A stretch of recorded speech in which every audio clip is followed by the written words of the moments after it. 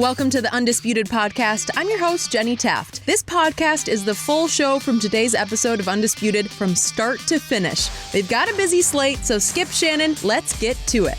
Welcome to Undisputed, live from Los Angeles. I'm Alex Curry here with Skip Bayless and Shannon Sharpe. Good morning, guys. How are we doing? Good morning, Alex. How are you? Welcome back, Alex. Thank you. So, just when you thought you'd seen everything, you saw that. Yeah. Wow. 8 seconds. Let's talk about it. We went from talking all about the game to all about what happened at the end of the game. What's up, bro? All right, guys, we have a packed show today. Will the Cowboys bounce back in Detroit, and will Brady and the Patriots get their revenge on the Eagles? But first, we have to start with the Steelers-Browns brawl from last night. The Browns got the win, but it ended in ugly fashion. Up 21-7 with 14 seconds left. Steelers quarterback Mason Rudolph was driven to the ground by Myles Garrett after a pass. Now, Rudolph looked like he attempted to rip Garrett's helmet off while on the ground. Garrett retaliated by pulling Rudolph's helmet off and hitting him over the head with it. Honestly, that was really hard to watch live. Shannon, have you ever seen anything like that? I've seen a teammate get hit a fight in the locker room, Skip, but never on the. We didn't get to see that. We didn't get to see that. Now, Skip, I don't know if you remember this, but when this happened, I text Steve. I said, Steve, pull something. I think it was the late 80s. Your researcher. Yeah. I said, pull this. The Kansas City and Oakland got into a brawl. And it was 1986. It was my freshman year in college. Now, Greg Townsend snatched the guy's helmet off. He didn't hit him with the helmet, but he did snatch it off, and it resulted, Skip, the 80s was a different game. He only got a one-game suspension. The fines range somewhere between $2,000 and $5,000. I can assure you, the cheapest fine in this situation is probably going to be upwards of $20K. Yep. But no, I haven't seen anybody snatch a helmet. And he was very lucky that he hit him with the back of the helmet, Skip, because if he'd hit him with the top of the helmet, where the most protection is, because, if you notice, Skip, you can bend the sides of the helmet because the most dangerous part of the brain is at the top, so you know what? They put the most protection there. He hits him at the top of his head with that helmet. Now, Mason Rudolph got knocked out of a game about 4 weeks ago, Skip, on a hit from Earl Thomas. He sure did, right in the jaw. Right in the jaw. Concussed, lost a week. The NFL has a nice guideline how they're going to treat this situation, Skip. Albert Haynesworth got 5 games for stepping on the head of Andre Gerard. I think it's Gerard. Gerard, okay. Go ahead. For the Dallas Cowboys. He got 5 games. And he didn't have his helmet on. He didn't have his helmet. He didn't have his helmet on. You snatch a guy's helmet off, and you take said helmet and hit the guy in the head. I believe at the bare minimum, he's gone for the rest of the season. Now, if it was me doling out the discipline, I'm going to give him 4 games. I'm going to bleed it into next year. Me too. Agreed. Because you know why, Skip? Punishment. You give him 4 or 6 games. I'm giving him 4 games. I'm giving him a total of 10. Okay. Because I want it to be severe and I want it to be harsh. Because punishment is not only for the perpetrator, it's also to prevent subsequent acts.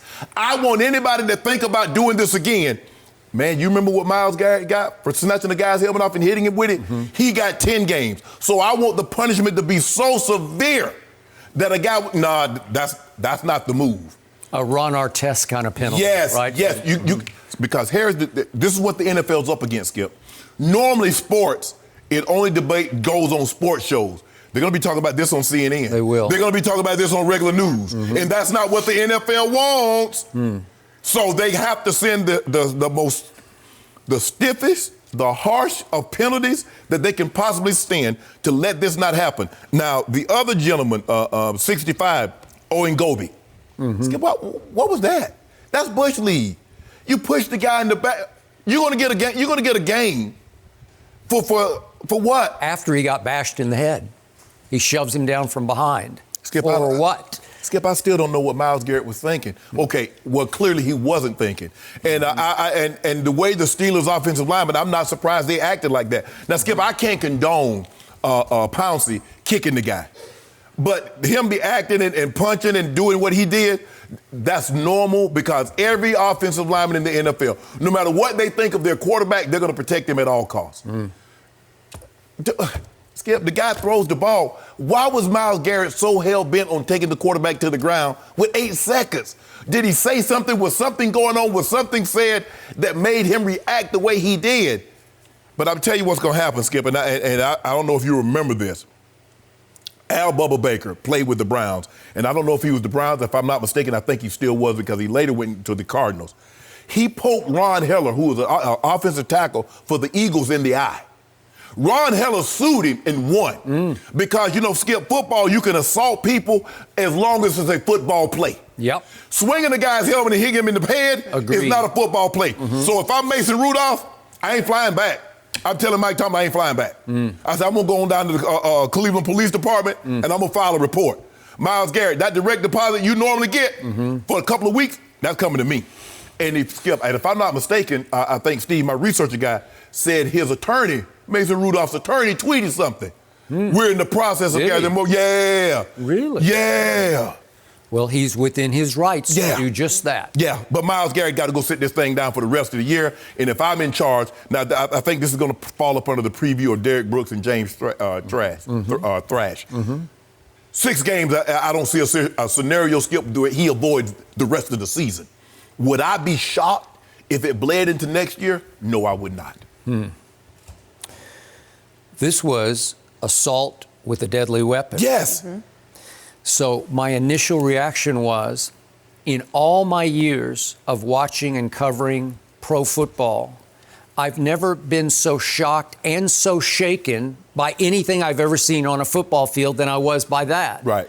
And it caught me off guard because the game was winding down and it was 21-7, and I wasn't ready for that then. Right. Because that's not when that should happen. Right. Because it was clear that the Cleveland Browns had pulled off one of their, you could argue, their biggest win of the year. Absolutely. And I was trying hard to process in the moment the fact that one of the strongest men in the National Football League had ripped off the helmet of another man who plays the one position in this game that the league is trying hardest to protect. Yes. And not only did he pull off his protection, his helmet, then he weaponized it and turned it into a deadly weapon. Yes. And bashed the said quarterback over the helmet with it. Over the head with it, to the point that I immediately saw that it was the underside padding that caught him. Yes. Or we could have a whole different conversation going on right now, because if you catch him with the crown of the helmet on the crown of his unprotected head, could have killed him. Yes. Yeah. Could have seriously hurt him. And the amazing thing. Well, what if he doesn't kill him? What if he just knocks him out? And what if he just split his head open? Yeah, he slumps down and he's out. Myles Garrett might be gone for years. So, to me, I am with you in that because something just happened we've never, ever seen, then the punishment has to fit the quote-unquote crime. We need punishment we have never, ever seen. I agree. I'm with you, rest of the year, that's 6 games remaining. And to me, just to put an exclamation point on this quote-unquote sentence, I would like to see Myles Garrett gone for game 1 of next year, just to remind everybody one more time, this will not be tolerated. Now, let's get back to your question. What happened? How did this transpire? What detonated this? The game's almost over. As you said, 8 seconds, 5, 4, 3. It seems like this is going to be maybe the last play of the game. And Pittsburgh calls a screen pass on which they do not block Myles Garrett. Correct. One of the best pass rushers in pro football. So he is unabated to the quarterback. And he doesn't foul him as in personal, like he didn't land his body weight on it. He didn't land his body, but it was a rub-it-in takedown. And it went on excessively because he would not stop. So the play is gone. The ball's gone to the screen screen pass, and the play's going way down the field. And it took a while for the cameras to come back up. What?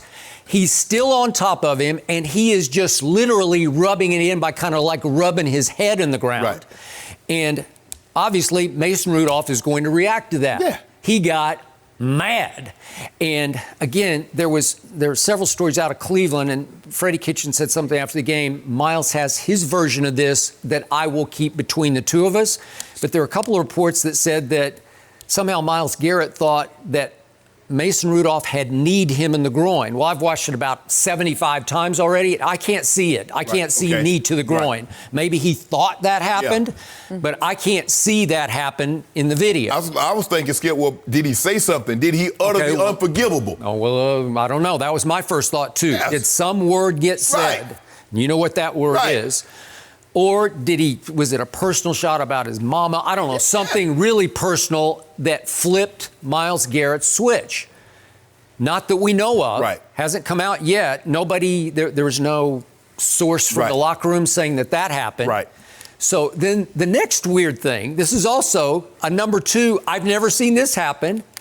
Mason Rudolph attempts to dislodge the helmet of Myles Garrett. Right. He's got both hands on the helmet doing this. Right. And at first I thought he was just trying to push him off. And then Troy Aikman on the Fox telecast suggested, did he get his hand caught somehow in the face mask? I don't think so. But the point is that was kind of bizarre. Wouldn't you agree? Right. A quarterback's trying to take a defensive end's helmet off. No? What's that about? So now that's set off Myles Garrett, and he reaches down and gets a hold of the face mask. And when you wrench a man's helmet off, as you well know, that can be dangerous. Yeah. That's a neck injury waiting to happen. Because, Skip, his chin strap is still fastened. Yes. So he has to you have to twist it like this to get it off. Okay. So you got all kinds of back issues, spine issues, right? Yes. Anything could go wrong there, and thank you, it didn't go wrong. And the fact that Mason Rudolph was able to walk away from this is still irrelevant because he does seem like he's okay, but that's no excuse for everything that's about to transpire. Correct. So then Mason Rudolph said after the game, I will not be bullied. So now he goes after Myles Garrett, who's sort of backed into the end zone, and now comes the big swing with the helmet and the bash on top of the head with the underside of the helmet. And good thing that Villanueva is as tall as he is because he had to reach over his pad, I think that's Villanueva, and try and hit him. But what if it's a shorter guy that the shoulder pad doesn't block it? Okay. And he catches him flush. But Skip, here's what you remember 2 weeks ago, and we kind of closed on it. Myles Garrett said a fan pulled up beside him, asked him to take a picture. He took a picture, and the guy slapped him. Myles Garrett. I think he said he struck him with his fist. Yes. Well, he punched him. Yeah. And Myles Garrett tweeted, it was a love tap, blah, blah, blah. He did nothing. So for him, I'm trying to get, a total stranger punches you and you laughs about it. I'm trying to figure out what did this guy do to make you react like that? Now, he's got some penalties before in the past, and they've asked him to get his composure, his control his emotions. And for the most part, he's done a better job of that. But Skip, to go from this with 8 seconds, first of all, I'm surprised that he's still in the ball game because the game was already decided.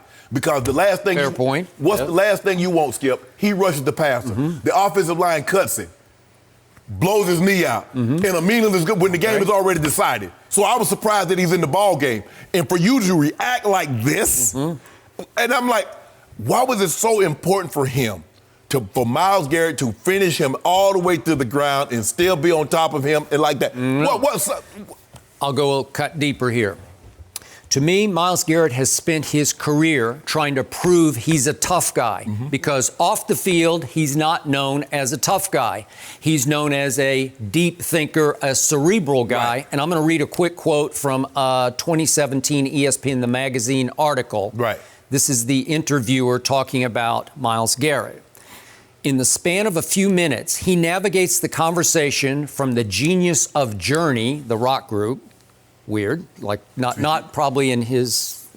You wouldn't think. You wouldn't think. Okay, genius of Journey to the true nature of astrophysicist Neil deGrasse Tyson's power, and how the words of Maya Angelou can infuse every cell of your body with light and love. And that's before Myles Garrett gets to paleontology. Deep thinker going on here. Right. Antithesis of what we think of as a big, bad, bruising defensive end. Right. A quarterback eater, so to speak, right? And so he spent his career trying to show everyone, hey, I got I got a rough side to me too. I can show you, and he's gotten a bunch of penalties trying to be a tough guy. Because what was the knock on him? We had a lot of great defensive players and some scouts. He's lazy. He doesn't play hard all the time. True. He's not physical as he should be at that position. So what he's trying to do, and maybe he's trying to swing the pendulum, Skip, and swung it too far. Well, I'm going to show you how tough I am, kind of like Karl Anthony Towns now, Skip. Every time somebody says something to Karl Anthony Towns, he's stepping to him. That's because you think I'm soft? Well, I'm going to show you I'm not soft. And it seems like Myles Garrett took it too far. Exactly. So now back to Mason Rudolph. Also in my long career, I've never seen a quarterback who threw 4 interceptions in a game and was pretty pathetic in his performance in an instant get turned into one of the all-time sympathetic figures. Yes. Because in a matter of seconds, he gets his helmet ripped off, he gets bashed over the head with it, he turns to protest to the refs, and Ogunjobi knocks him down from behind, and then he's on his knees in the end zone, and DeCastro, his offensive lineman teammate, tries to get past him to get to Ogunjobi and accidentally knees him right in the head, unprotected head, and gives him a good, pretty kick in the head, right? Yep. Well, it's almost like slapstick comedy. It's like the Naked Gun movie. It's like the worst slapstick you've ever seen. Right. Like this poor guy can't get a break, right? Right.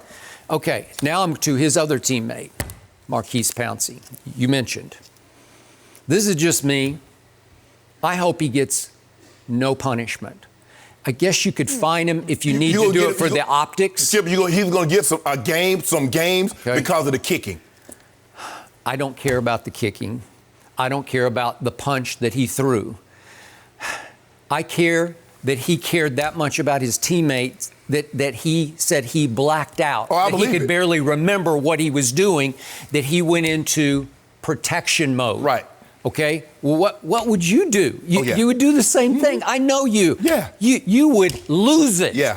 For a split second, you would lose it, and you would try to take it back out on that guy who just hit your quarterback in the unprotected head with his own helmet. And as Maurkice said after the game, it could have killed him. Right. Okay, this is just me, just from my heart. I don't want to see him punished for that because that's commendable to me. Right. Do I want to see? I don't want to see fights. I'm just saying we've never seen this scenario ensue ever in the history of this league. So how can you punish him for doing what any offensive lineman, any human would do to protect somebody you live with, that's your teammate, right? Yep. So that's just me. I don't want to see any punishment for him. But you know he's going to get it. Okay, now that brings me back to the Browns.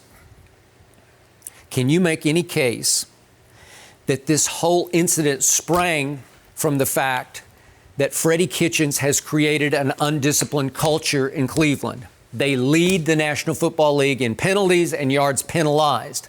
Now they lead the league in ejections. That helped last night because there were a bunch of ejections. Damaris Randall for helmet-to-helmet. And remember, there were 2 big helmet-to-helmets that caused concussions of Steelers prior to this. That knocked them out of the game. Knocked them out of the game. Juju got knocked out of the game. The kid, what's the little 18? kid? Yeah, the little receiver. I can't think of his name. Devontae, whatever. But he got knocked out also. Yeah. I see you talking about. It's not Jones, is it? No. Johnson, yeah, Deontay Johnson. Okay. So he got one from Damaris Randall, who got ejected from the game. Right. So now you've had 2, and Juju they didn't even throw a flag, and he got double helmet shots, right?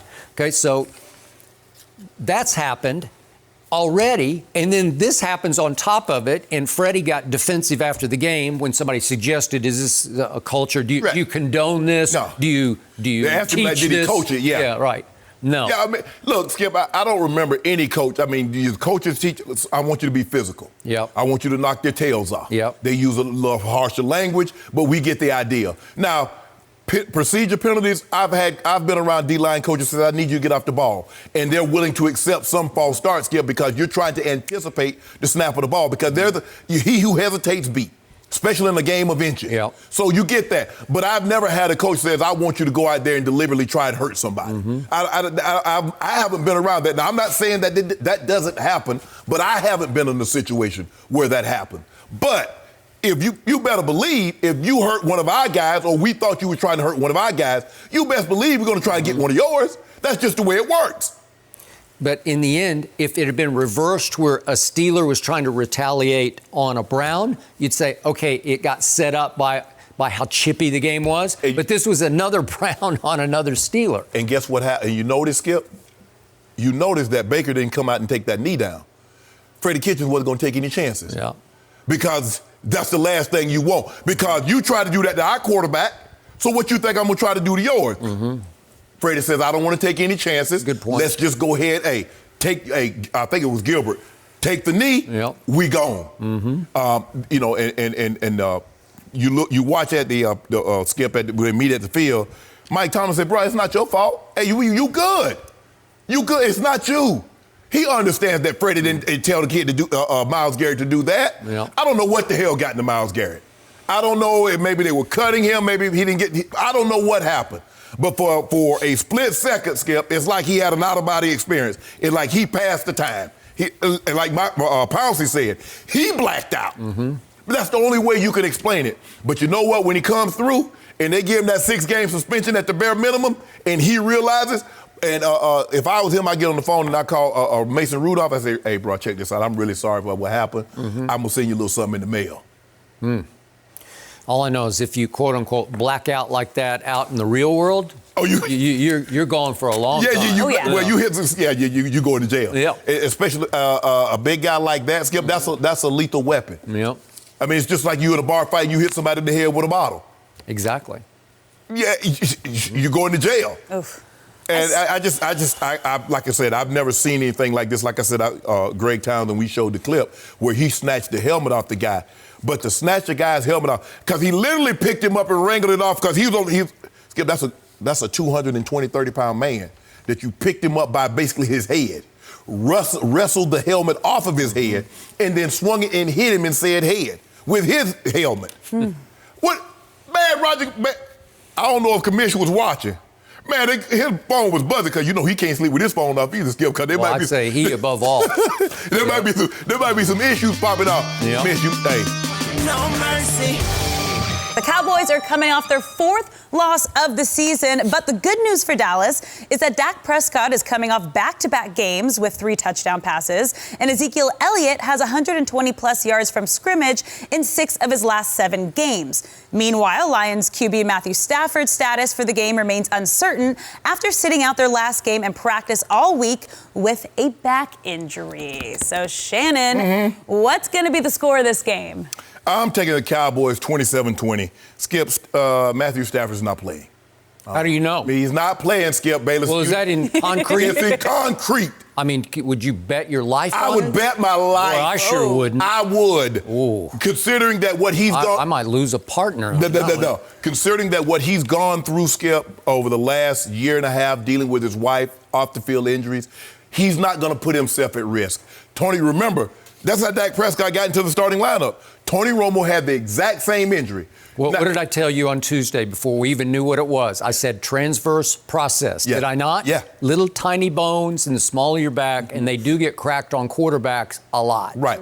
And I've known a number of quarterbacks, without going into the deep history of this, who will play quickly with that injury. But go ahead. The thing is, Skip, is that maybe if they had a chance, they were, 7-1, 8-1, 7-2.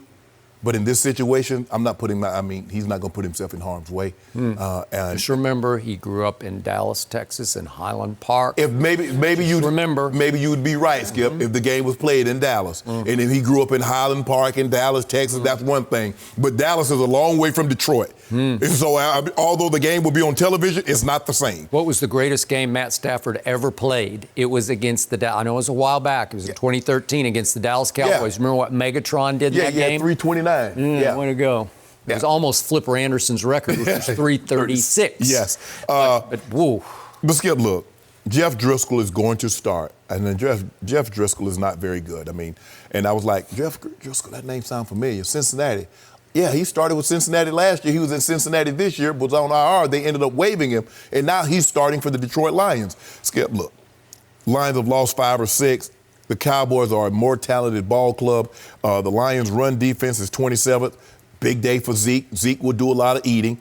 You know he's going to do a lot of eating, Skip Bayless. So with that being said, I think the Lions will keep it close because it is in Detroit, but they're not winning this game. You should rest real easy. So I've officially been jinxed by Shannon Sharpe, or at least it was an attempt at a jinx. You got this one. It's easy. It is. If you let Jeff Driscoll beat you, you don't deserve you should lose the rest of your game. Sam Darnold embarrassed me. What? He humiliated me, and he had mono for the first X games of the year, when right? He played the first game. That was his first game back. Yes. Right? Yes. Okay, so Sam Darnold, Jeff Driscoll, Sam Darnold. I think it's like about the same. No, it's not. Skip, That you know is. good well. Jeff Driscoll is not the same as Sam Darnold. My team fell behind Sam Darnold and the Jets, 21-3 at the Jets. 21-3 in the first half. My team at home fell behind Aaron Rodgers and the Packers, 31-3 in the middle of the third quarter. 31-3. Dak wasn't playing quarterback then, though, so you better now. No, I mean, that was, what are you talking, this year? What are you talking about? Oh, Dak was playing? Yeah. You mean to tell me the guy that lead the league in QBR let that happen on his watch? Well, he threw for 463 I don't know anything about in that this game, nope. and he got them all the way back in the game, which is just my point about what I'm about to say. The truth is, I am sick and tired of trying to predict my Dallas Cowboys because, want to know the truth? I have no idea what is about to transpire. I will not at all be surprised if Jeff Driscoll beats my team because that's the way they've been going. Oh, it's like holding two handfuls of Jell-O, huh? Yeah, and you have to squeeze the Jell-O, and it springs leaks between every finger, said Jerry Jones, right? And they spring leaks every game that I do not see coming. And yet, I also will not be surprised if they dominate Detroit and they go up to New England the next week and win that game against Brady and Belichick. Are you picking them? I got to see what happens this week because I have no idea what's going to happen. So I am not going to predict this game because this is the most wildly inconsistent team I have ever tried to figure out. This team has only one player on the entire starting unit, offense and defense. Only one player has lived up to his capability, actually exceeded his expectations. And you know who that is. That's that quarterback. Zeke. Without that quarterback, this team would already be done for the year. And yet, I look at this team and I try to figure it out because you got a quarterback who leads the whole league in QBR. And that's in spite of receivers who are at the bottom of the league, says Pro Football Focus, in separation. They're the 32nd ranked team in separating from defense Quarterback backs. late getting the ball out. Really, I think that's not the point. No. It makes the degree of difficulty impossibly high. Also, considering the fact the Dallas Cowboys receiving core is tied for second in drop passes this year. So how has he done that? I don't know. And your quarterback's tied for fourth in INTs. How has he done that? Well, maybe if you're trying to do too much. You ever heard of that? Yeah. Because you keep looking around saying, what? What? Don't do that. I thought they were. Wait a minute. Are you saying Amari Cooper and Michael Gallup and Randall Cobb are not good receivers, and the reason why Dak is tied for fourth in INTs is because of those guys? They have dropped, tied for second most passes. And Amari had the drop of the year early against Aaron Rodgers and the Packers. Hit him right there, and he muffed it right into a game-turning interception that was returned 50 yards the other direction. And the whole pendulum swung the other direction. So what am I supposed to make of the fact that Pro Football Focus, even now, right now, ranks the Dallas Cowboys the best team in pro football? They're 5-4. Exactly. You should be ashamed and embarrassed by that. You got a quarterback playing at as high a level as any quarterback in the entire league, and they're 5-4. Why is that? Well, he ain't playing that high, because nobody has lived up to potential. Everybody else has underachieved all across the board. Yep. The Even your defense is quarterback. often a disaster. Don't do that with the quarterback. You're looking worse and worse on the quarterback. The quarterback is extraordinary. 9 picks. Stop it. Does he have 2 9 of them picks? are Hail Marys at the end of desperate games. So if you Help me out. What's the degree of difficulty? What's the highest degree of difficulty on any pass in pro football? Help me out, Hall of Famer. You keep rubbing this in. I want you to tell me right now. What is it? If you give me an I'm getting sick and tired of it. If you give me an opportunity. Okay, well, tell me. What happens on a Hail Mary? What's the percentage on that? None. When Aaron Rodgers throws it, it's 50-50. Yeah, he's the luckiest quarterback in the history of football.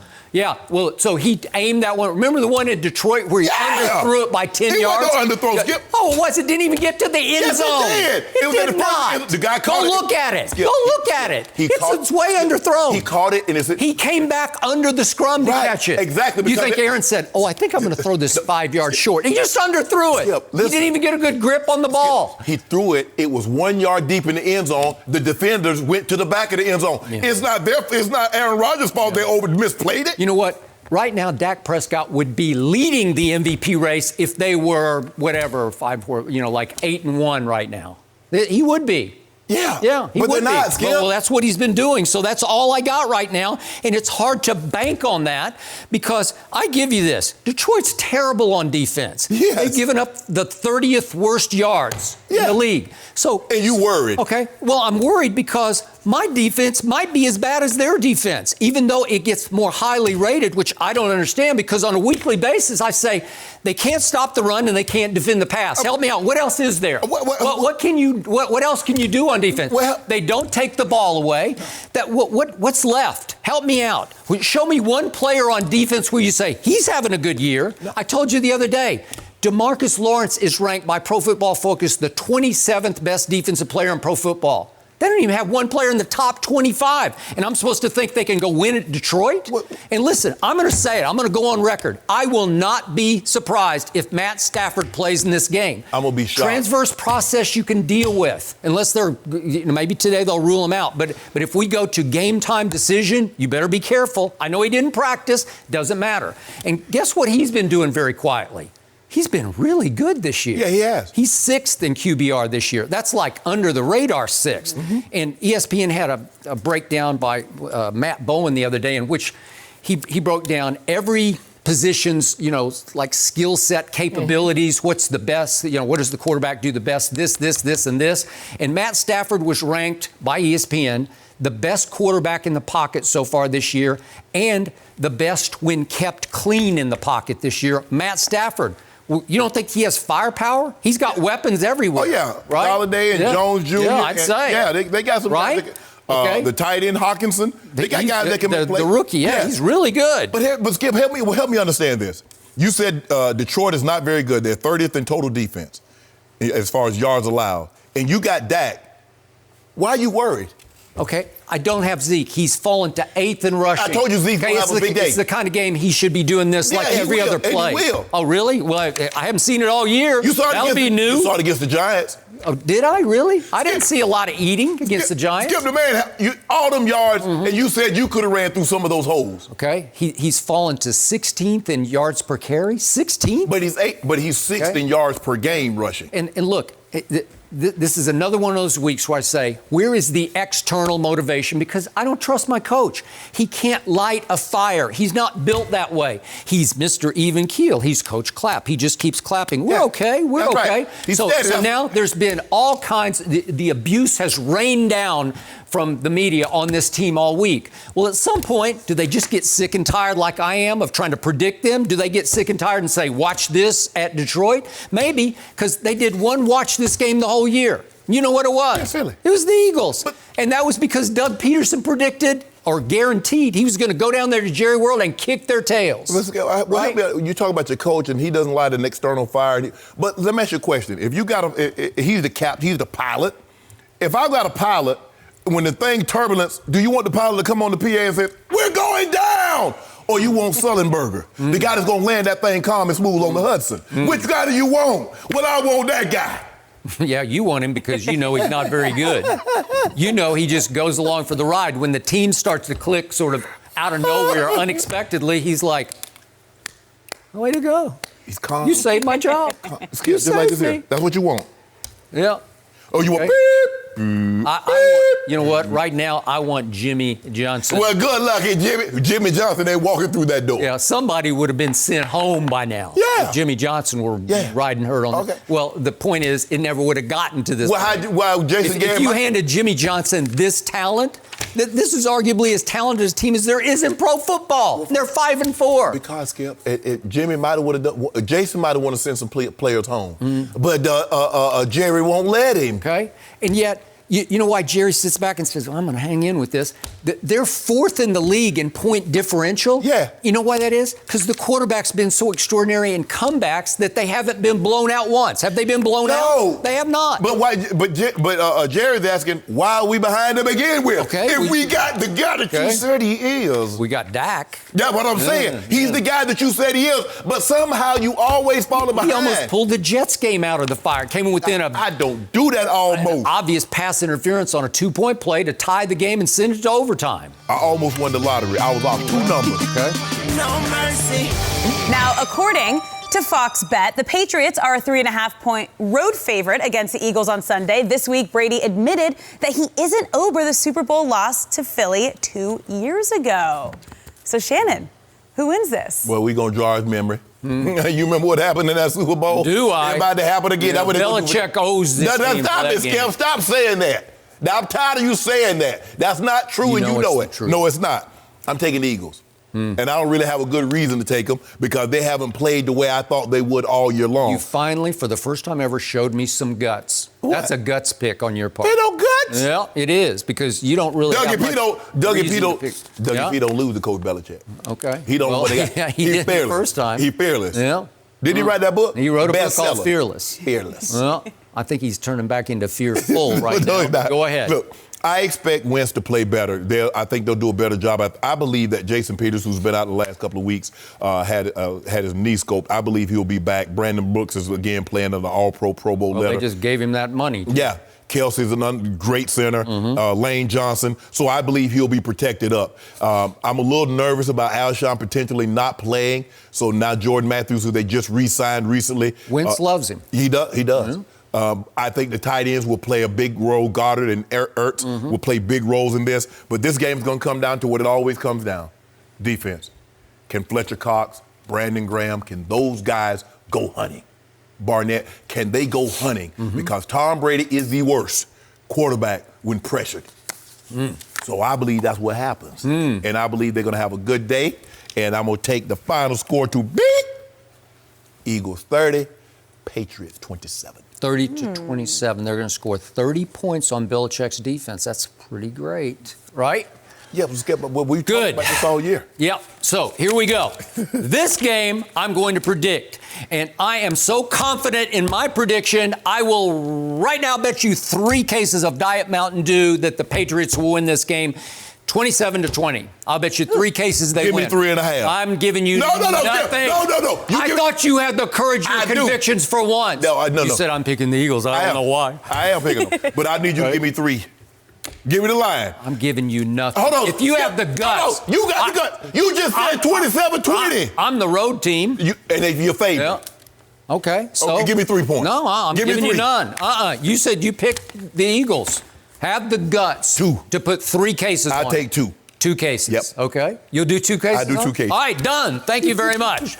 So, here is the point. Both teams are coming off bye weeks, but for once, I will favor Bill Belichick with his 2 weeks to get ready for this game. Oh, now you believe in him. His 2 weeks to fix the defense that sprung some big leaks against Lebron Jackson and company. What about the offense? Well, I'm about to get to the offense, but if ever Bill Belichick on the fly can fix a defense, he'll fix it against this team. Lamar Jackson and company lead the league in rushing. Philly's not bad. They're 11th, but Pro Football Focus ranks them as a rushing team 23rd. So I don't think they pose quite the threat running the football that Lamar and company did to Belichick. True. Now back to the offense. I've told you before, there's one man in pro football I do not bet against, and he wears number 12 for the New England Patriots, and you give him 2 weeks to stew about this, to have it stuck in his craw that he lost at Baltimore in a big night game. he's going to come out firing. And he knows that the Shannon Sharpes of the world say he's not only in decline, he is plummeting, that this is the end of Tom Brady. So this is a turning point game in many reasons, because it's going to be a turning point for the Patriots. Are they legit? Are they a bogus 8-1? You're indicating they're a fraudulent 8-1, well, right? I never thought their defense was as good as advertised. All right. Because I thought the competition that they were playing against, especially at the quarterback position, left a lot to be desired. Okay, and I've told you from the start, it's hard for Brady to live up to being Tom Brady when he has the highest degree of difficulty of any quarterback in the league, because his offensive line has been a shambles after it lost its left tackle and its center. And his receiving core has been a shambles because obviously there's no Gronk, and then there was no AB, and now there's no Josh Gordon. Okay, but all of a sudden you got little to nothing. And in the last game at Baltimore, I thought he would have their first round pick, their rookie N'Keal Harry, and he didn't. Watch N'Keal Harry. He's the X factor in this game. I think we're going to have a sighting of N'Keal Harry. I think he could have a big game and big impact on this. I think Mohamed Sanu is getting more and more comfortable by the practice, by the post-practice But he's just rep. a chain mover, Skip. Okay? He's not no big threat. He got thrown into the mix in the middle of the season, so maybe the rapport will get even better. And Julian Edelman has played with cracked ribs, and maybe those 2 weeks were just what the doctor ordered to get him a little righter for this game, because they will approach this game as a turning point in the AFC picture, because obviously the Ravens are barking right up there behind. Hold on. How you think we're approaching it? We see first place in the division. Well, that's why this is a turning point game also for the NFC East, because I'm sure they're thinking the way you're thinking, the Cowboys will surely go win at Detroit. I'm not convinced of that, but they probably are convinced, they'll probably do this, even though, if I recall, Detroit beat Philly at Philly. Yeah. That's how good Detroit can be. Yeah, with Matt Stafford. Not with Jeff Driscoll. Well, we'll Stop. see. Yeah. And guess what? So we're saying the Eagles, I know how they're thinking. We win this game, they're going to win. So we still tied. We're going to win next week, they're going to lose. We're in the front, they're in the back. Just like that. So the quarterback you love, bounce it to him. Walk it to him. I'm sorry, walk it to him. I mean, limp it to him. No, give it to him. Hand it to him wins, because he hands it to him sometimes. Okay, you got a lot of jokes today. I don't know. This is a big day for him. This is a big national stage sort of game where we see what he is made of against a defense that is fast and smart and versatile, because it's got a lot of cogs come from a lot of places. And if any defense can confuse any quarterback, this. And then when you hear what Zach Ertz said, he said the first day wins watch film for 10 hours. And he said, hey, Nick Foles beat you. Nick Foles was my backup. I had Nick Foles on the bench, and he bust you up. What you think I'm about to do at home? Nick Foles is better than Nick Foles is not better. Yep. Stop saying Well, that. He just did. It is not. Well, he proved again and again in games that really mattered he's better than Carson Wentz. I don't know about all of that, Skip. Yep. All I know, he happened to be the guy playing at the time, because I believe walking to him would have done exactly what Foles did. And you about to find out. You about to find out what he would have done in that Super Bowl. What's happened the last 3 times Dak Prescott has faced Carson Wentz? Help me out. The same thing. Thank you. Hold on. Thank you. What had happened the last 3 times he faced first cousin? And then Kinfolk Kirk came to his house, put his feet up on his couch, had a nice bottle of Merlot, and left there. Who had the better QBR in that game? Who had the better win-loss record after that game? Who came to my restaurant? Who had the ball taken out of his hands on the 3 crucial plays at the end of the game? Thank you. Look, I don't want to go back and forth and do semantics and get this and y'all. All I know is this. Kinfolk Kirk came down to Dallas, and he got the dub, and he sent Dak to my restaurant for his favorite, that hot ale special.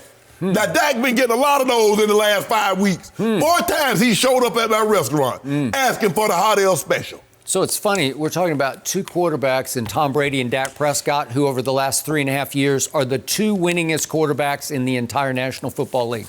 Very interesting. Seems like they own your restaurant. No. Yeah. But Dak be coming in a lot, and especially lately. Yeah. Huh. Are you saying your restaurant is now for losers? But for hot ales. I mean, you can have That's what you serve up? I serve them hot ale. Business is not booming in your restaurant, so you had to switch the menu to losers menu. No. I was doing so good, Yep. I opened up a pop-up shop in Dallas. Because, you know, the game sometimes, because they always, for some reason, they always put them jokers on Sunday night or Monday night. So I got to stay open late. Because I know, you know, and on Sundays, you know, like Chick-fil-A closed. But business is booming on Sunday for me. With old Cowboys, they be coming there getting them old flaming hot ales. Yeah, well, this time they put them in the shadows. They put them at 10 a.m. Pacific time, kickoff in Detroit. Good. 10 a.m. Good. Yeah. And guess what? So I won't have to stay open that late. I can just, about 3 o'clock, they'll be in and out. In and out. Yep. Yep. So guess what? I'm going to win 2 more cases from you on this game. Thank you very much. I have the courage of my convictions. Brady, with some assistance from Belichick, will right the ship in Philly. Well, Coach Belichick And remember, this is a revenge game, especially for the quarterback. You don't think this one is stuck in his craw for 2 years? And they can't do nothing about it. And Coach Belichick says, hopefully I get some assistance for Tom Brady. Because have you seen how he's played this year? It hasn't been good. He's been along for the ride.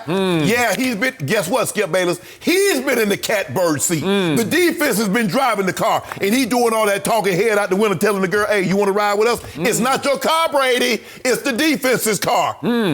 This might be another Sunday where he walks out early, Philly, and he looks up in the stands. He says, you 3 guys from South Jersey, come on down. You're going to be my receivers today, because he may need that. I got a pop-up shop in Philly, serving Philly cheese ales. Yeah, because I know Brady going to stop in. I got Skip Tom on this Brady. One. I'm going with Brady, too. I'm going with the Pats. Alex. Hope that works. Alex. No, what? No, it's going to be good. Okay. It's going to be great. Alex. What? Don't allow Skip to break us up. No, I gotta. We're going. Oh, because she's the Giants. No, I'm in LA. That's okay. It's okay. I'm a Brady fan. I've learned the hard way. I can't bet against Brady. Thank you. Especially. Yes, you can. Especially with time on his side. Did you take him 2 weeks ago against the Ravens? Oh, you lost everything. Okay. Did you take him? No. Rub it in. No. We didn't pick that game. Yes, we did. Did we? Yes. Oh, so that, I You forgot. picked New England. You picked him handily. No, because what you call him? Somebody was knocking on my window, looking all in. Are you open?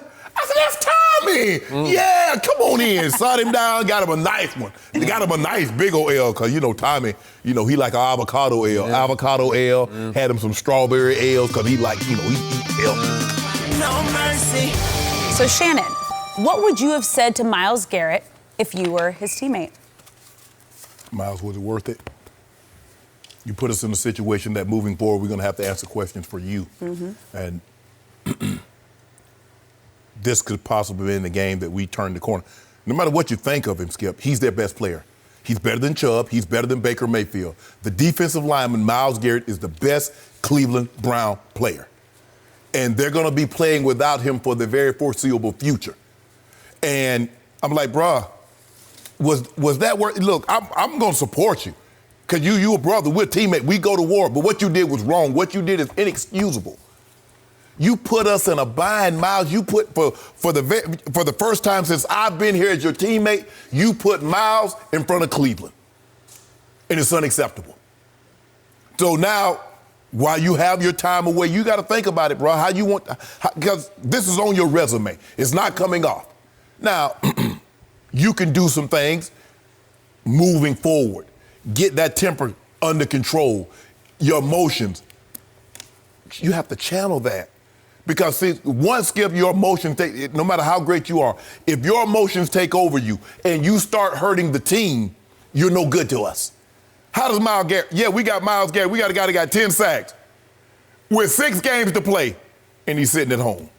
Well, what's wrong with him? He injured? Nah. He did something dumb. So, Myles, bro, look, I'm sorry that that this happened to you, but I'm really sorry you put us in this bind. Myles, learn from this, bro. You better than this. I don't know what if you got something going on, you need to talk, bro. I'm always here for you. But this here is unacceptable here, bro. I can't ride with you on this one. I hear everything you just said. And this brings me back to the most important player on the Cleveland Browns. You can argue he's not the best, but that's the quarterback. And the quarterback made a statement last night, live, right after the game, to Aaron Andrews on Fox that startled me in a good way. And if we could see it one more time, the Baker statement right after the game, This was not what I expected from Baker Mayfield.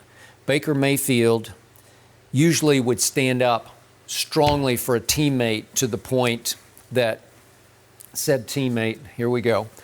I didn't see why it started, but it's inexcusable. I don't care, rivalry or not, we can't do that. That's kind of the history of what's been going on here lately, hurting yourself, and that's just endangering the other team. That's inexcusable. He knows that. I hope he does now. It's tough. We'll see. The quarterback said what you just said you would say, but he did it on live national TV moments after the incident. Right. And I was impressed. Yes. I was impressed with the way Baker played last night, not in the numbers because they weren't extraordinary. Great, no. 193 yards passing, 2 touchdowns, made 2 or 3 really good throws. Missed bad on a couple. Missed a couple. But guess what? In that one all-important category, he had a big 0. He didn't throw an interception. Didn't turn it over. Didn't turn it over one time. And I thought, all in all, he played clean, conservative football the way that you had to play to beat that defense. Because that defense will feast on you if you start coming apart. Yes. Minka Fitzpatrick will take it the other way on you like that. Yes. And it didn't happen last night. So it became a pretty dominating performance by the Cleveland Browns. Maybe a turning point performance until that happened. And that's what we should be talking about. We should be, and we would be. Did Baker turn the corner? Because he was really good last year, and to your point, he has regressed so far this year. He had a big game against Lamar at Baltimore. So Freddie was torn up after the game because he was saying it's been forever since we beat Baltimore and Pittsburgh in the same season. It is true. Okay. Way to go. Right. And then way to go south, right? Because it's going to be hard to recover from this given the fact you lost probably for the rest of the year. We don't know that for sure. You lost your best defensive player, your best pass rusher, and the most important player on defense. Okay, so the schedule does ease up a bit. Just real quick, it goes Dolphins at home. Okay, maybe you can. But Dolphins are playing better. They are playing better. Then right away, week from Sunday, you got to go to the Steelers in 9 days. Could you beat that team? Listen, Mason Rudolph had a long, hard night last night. He did not look like the ongoing answer, right? Yeah, he played awful. Awful. To the point that all those people out there who were thinking, Ben, stay home. Yeah, I think I said it earlier this week. I'm like, the Steelers might have a tough decision with Big Ben coming off elbow surgery. Because he had played well. But then, Skip, what they asked him to do was to win the game because what the Browns did was shut down I guess when James Conner got hurt. Well, that was a big loss. And so now, Skip, you don't want that guy throwing 44 passes. Yeah, he lost Juju right away, and then he lost Deontay Johnson soon thereafter. Right. So he's down 3 important weapons, Basically, right? Yes. So you got to cut him a little slack for that. But he lost his poise. He lost his presence. He just lost Skip, it. some of the picks were horrible. It was horrible. I mean, the one at the end to Schobert, he just threw it right to him. He threw it right to him. I don't know what he's seeing. And then the one that he overthrew the receiver, I'm like, the tight end was wide open, and he threw it right to Burris. Okay, so now will Pittsburgh go south off this after they had 2 big wins to sort of get back in the race? And so, again, Cleveland has to go to Pittsburgh. Then they get the Bengals at home, should be able to win that one at Cardinals. Again, they're dangerous, but again, Cleveland's better than Arizona. Then the Ravens have to visit Cleveland, and Baker has beaten them. He beat them there last year, and now he's beating them at Baltimore. So maybe he kind of has their number. They don't seem to bother him or scare him.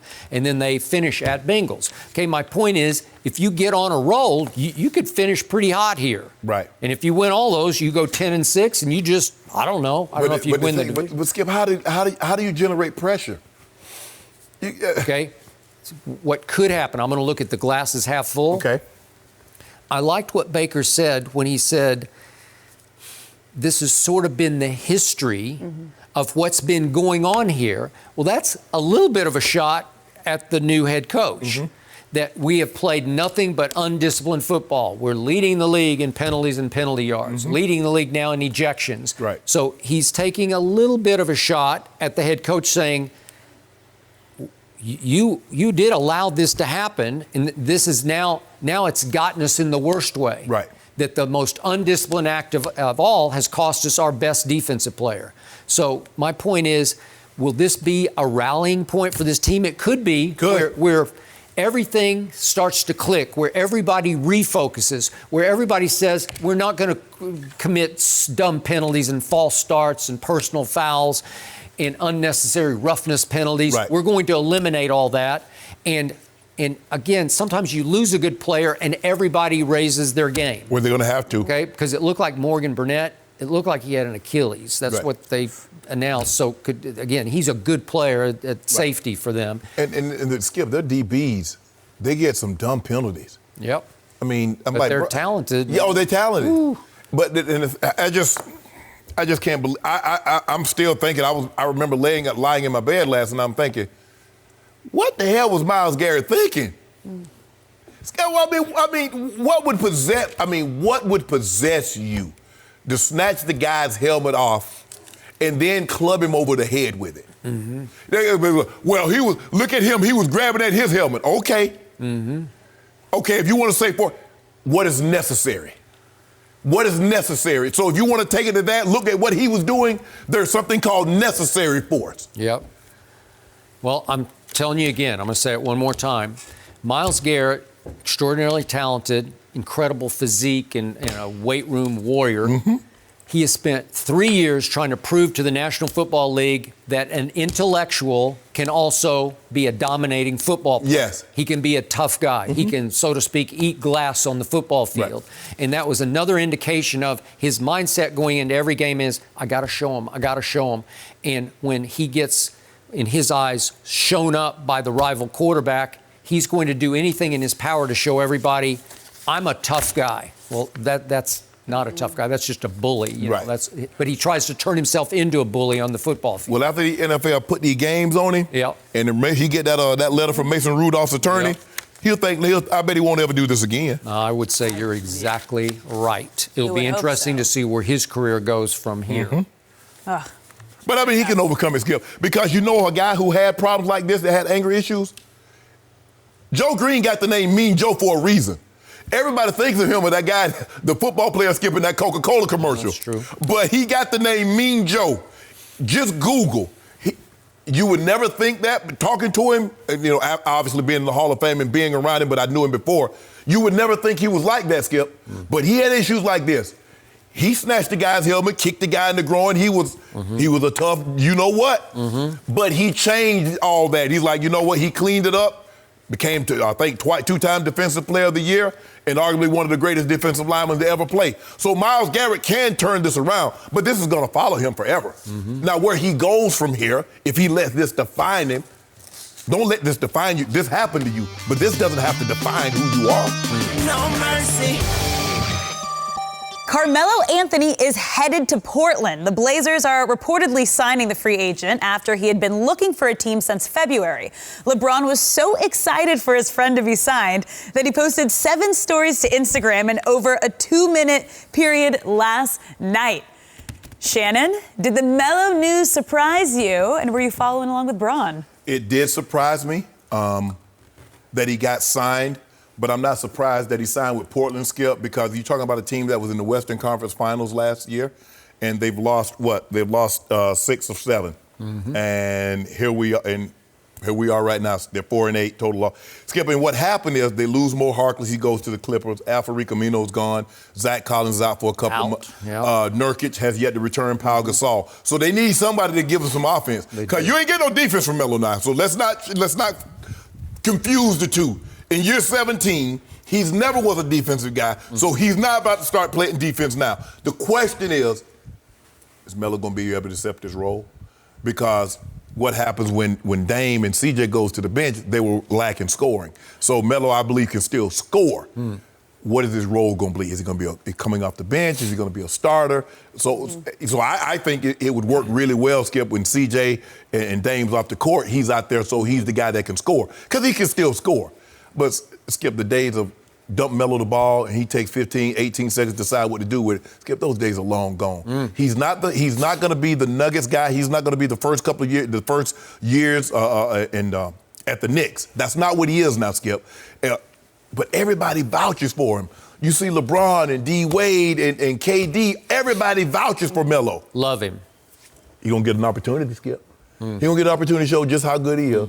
Where the teams that bypassed him all of last year and let him go a month into the season this year, were they right or were Carmelo right? Because we're about to find out. I'm sorry, for me, this is not a day to be cynical about Carmelo Anthony because my biggest takeaway is I'm so happy for him. Yes. He was about to suffer the most embarrassing, humiliating end to a perennial All-Star's career we've ever seen. 10 times. Yep, 10-time All-Star. And he was about to just have to fade away, all but down on his knees begging teams, please give me a chance. And it got pathetic to me, and it started to hurt because for all of his issues, no defense, ball stopper, low post scorer in an age in which that just doesn't work anymore. Correct. He's still mellow. There's still some magic to him that I can't explain. He did put Syracuse on his back as a freshman, carry him to a championship, NCAA championship. Made the playoffs every year in Denver, in the West. In the West. And took the game off Kobe now. He did, yep. Go back to 12-13 with the Knicks. They were kind of the surprise team of the whole league, and he led the league in scoring. And that was kind of the last we ever saw of that guy. Yep. But that guy, on any given night, could be special. Oh, yeah. And that guy was the guy Kobe Bryant said was the hardest to guard for Kobe because he was just a bull down low. And Kobe said, I just couldn't deal with his power, with his strength, and with his skill. So I'm happy he's getting a chance. I don't really care how he does. I'm just happy he's going to get a last hurrah in this league because he deserved one. He earned a last hurrah somewhere. And it is a good fit right now for him. I don't know if it's going to continue long to be a good fit. Right. And he's got a non-guaranteed deal, so this is just almost like... We'll see how it works. 10 days, a 10-day contract. It's like almost like a daily basis, you know? But, it's like the guys at the G League, Skip. Yeah. Okay, except he's not going back to any... Yeah, he's going home. If this doesn't work out, he's going home. So they're now, Portland is 27th in the league in scoring, and they're last in the whole league in field goal percentage. So they just can't make shots. Right. And Damian is in awe of Melo. I think he kind of grew up in awe of Melo, and he has been the one who's campaigned the hardest publicly, we want Melo. And he has said numerous times, I tried to get him before he went to Oklahoma City, and I tried to get him to Portland before he went to Houston. Right. And he finally got him. So I'm sure they will welcome him with the most open arms. And there is a big glaring hole in the lineup, in the rotation right now without Zach Collins and all the players you mentioned. Right. So they need a power forward. And I think he'll still be a pretty good one. Again, he's not going to defend, but I think he'll give them some initial sort of emotion, electricity, you know, like, oh, we got Melo, and maybe it'll jumpstart them. Skip, you watched the Dubs, the Warriors, the other night. The Warriors beat Portland. They did. That's how bad it came to that. That's what this is what it's come to. Yep. And the question, Skip, now we've seen Melo. We saw him go to OKC. We saw him go to Houston, and it didn't work. Melo is a guy, Skip, you got to define a role for him and say, this is your role. This is what we ask you. This is what we're asking you to do. Because I don't know, because, they said we want Melo to come off the bench. You're like, bench? I'm better than the guy. You see, so now he's already on the defensive. He's already hot and got his antenna up. Like, man, I'm Melo. I got 3 gold medals. I'm an 10-time All-Star. Well, as you've said this many times on the show over the last couple of years, he's not Melo, he's Carmelo. Yeah. He's the other guy. Yes. He's the guy who really can't play anymore. Not his style. I hope we just see little flashes of Melo. I hope his first game out, he has a big game. I think they're at San Antonio. Right. No, I hope he doesn't have a big game. Yeah, they have a game. Spurs, yeah. Because, Skip, you remember one game, I think it was Houston. He had a monster game. He had like 24, hit like 4 or 5 threes. And then like 2 days later, it's like, it's not working out. Yeah. He's like, huh? Gone. Nope. I agree. I mean, he was the ultimate, in his day, selfish player in a good way. You know, you could just dump it down to Melo and he'll score, right? But Skip, if you think about it, if he accepts the role like he accepted in the Olympics, Skip, you see what he did in the Olympics? He come off the bench. He carried those teams. Yeah. And one time, especially his last year, he was the closer. Woo. He come in and let them threes go. I remember that one game he had against African country, maybe Angola, somebody, Skip. Yeah. He had like 12, 13 3. I mean, he just had let it go. He did. If he can accept a role like that, okay, this is what we need you to do, Melo. Boom, we good. But it's going to be very, very interesting to see. I'm happy for him also, Skip. Which brings me to our man, LeBron James. Mm-hmm. So, as you just pointed out, he posted 7 times on Instagram stories within 2 minutes. 7 in 2 minutes? I'm sorry, those are what I would call guilt posts. Ain't no guilt posts. Guilt posts. Because LeBron, his closest friend in the world, somehow couldn't pull off getting Melo to the Lakers or Melo wherever he was. He couldn't get him last year. Yeah. Couldn't get Scott. Look, we got your AD. Now, we done got you wanted Danny Green, we got your Danny Green. You wanted Avery Bradley, we got your Avery Bradley. Now, we just can't, and look here, this ain't finna be a team of your homies. We run a business here. Boy, they suddenly had a lot of open roster spots after Kawhi said, nope, Clippers. Skip, what you mean? They filled those roster spots. Did you not see it? I did, but they didn't fill it with Melo. We got Jared Dudley. Oh, you got Jared Dudley. You took Jared Dudley over Carmelo Anthony. So that's... Hey, he can't do, Melo can't do this like we JD. Yeah. JD hit that thing like this here. Yeah. So that's when they signed Jared Dudley, that's when LeBron went home and just hung his head and said, ooh, I feel shame. I wasn't able to pull. He didn't push hard enough to sign Carmelo. Because high IQ that LeBron has, he just said, no, he's done. He'll drag his team down. That's what he said. But hold on. Rick Bucher came out here last year and told us that Jeannie was thinking about possibly moving on from LeBron.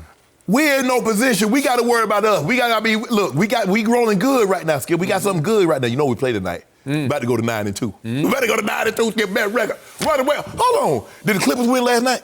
I know the Clippers ain't lose to the Pelicans. Did you see what Paul George did in his first game as a Los Angeles Clipper? I saw that L. Did you see 33-8 from Paul George?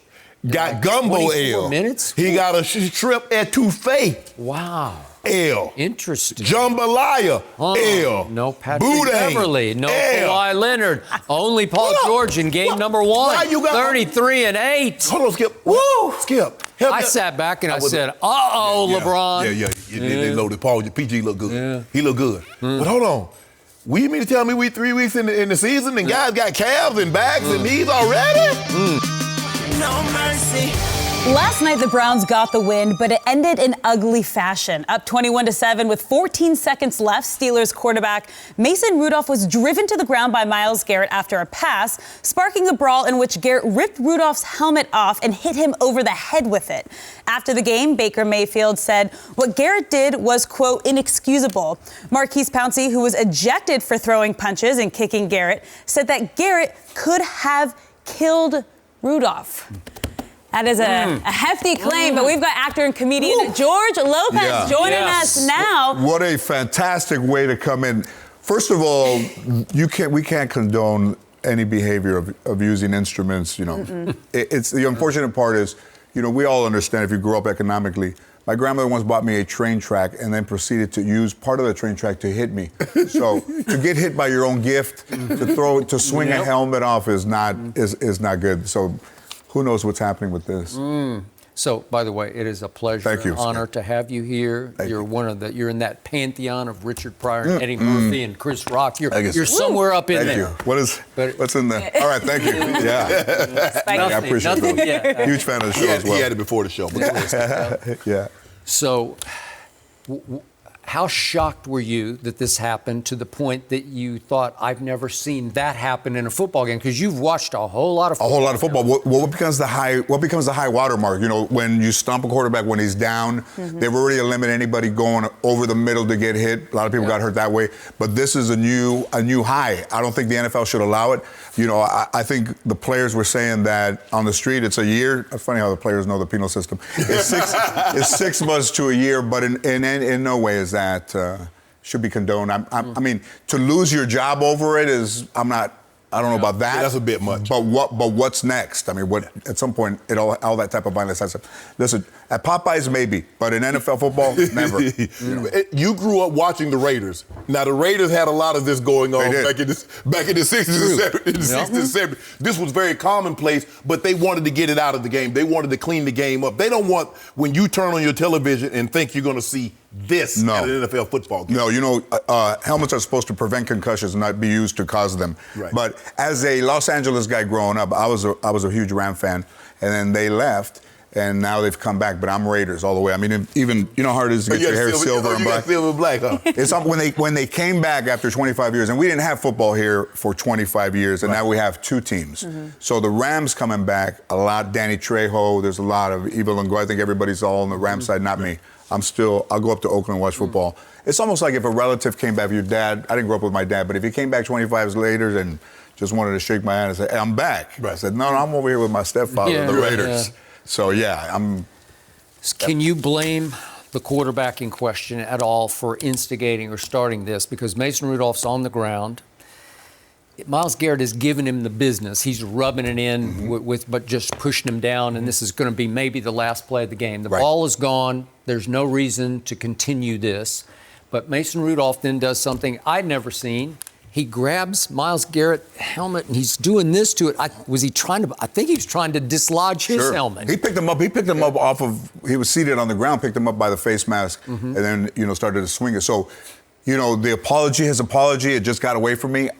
I mean, you have to stay in your senses at all time. I mean, there's a premium on winning. There's a premium on being a good professional player. But that's over the line. I mean, you don't see that anywhere. Back to the Raiders of today. I'm a longtime Gruden fan. My partner, not so much. But I'm starting to see a spark of what I thought would happen sooner than this. I'm starting to see turning it around. Yes.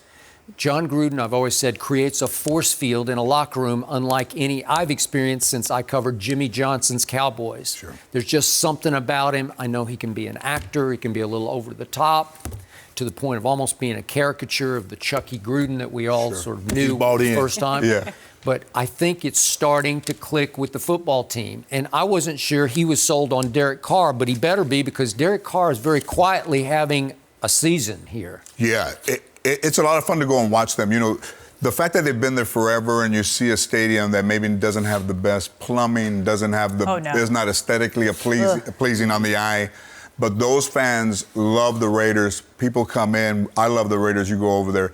The fact that even the Warriors now are playing in San Francisco. But this team this year, if they were able to get into the playoffs, I'm not talking about winning the Super Bowl, but to go in deep, knowing and everybody knows that they're going to leave, I think would be good. Last year was one of those years where you still have a little bit of the jacked out real players, and you still have you coming in there trying to make noise, as Gruden did. Antonio Brown, that little bit of the distraction to the team, and to see the team playing well right now is exciting. How many of the people from Oakland will go to Las Vegas? I think that's almost going to become like Thunder Down Under. It'll be a football team that has almost like a floor show. It's going to be not all. That stadium won't be all football fans. Right. Yeah. Are you surprised that they're actually leaving? Because it seems like you go back. You started in Oakland. You go to LA. You go back to Oakland, and all of a sudden you go and leaving Cali altogether. You go into Las Vegas. Well, I mean, hanging out with Mark Davis on occasion, that money talks. Oakland, they've never built that stadium. They never looked at building the stadium. So I am a little bit shocked that they are leaving. I think they stayed an extra year this year than was planned on because that stadium was not. Listen, as a Latino, I know when something that they're building is going good. To me, there was like 3 months there that nothing was happening to that stadium, and now it's back up. But is it a great stadium? It looks fantastic, and will that team be welcomed by Las Vegas? Absolutely. So yeah, I think it'll be good. You realize, as we speak, if playoffs started today, they'd be in the playoffs. They'd be in the playoffs. Whew. Yeah. Good to be a Raiders fan again, huh? Well, it's always good to be a Raiders. even when they're bad. I mean, a lot of people, NWA and the whole black and silver. But I tell anybody that's a Raider fan, whenever you could go to a liquor store and get beer and buy a Raider hat or a jersey or a knit cap over the cash register, that's when the Raiders really started to win LA over, and you just don't abandon a team because they go to Oakland. But Al Davis was amazing. Mark Davis is a good owner, but Gruden, I think, is the leader of that team. So go big picture with us just for a second. You made your heritage and your culture a big part of your early stand-up. Sure. What inspired that? What prompted that?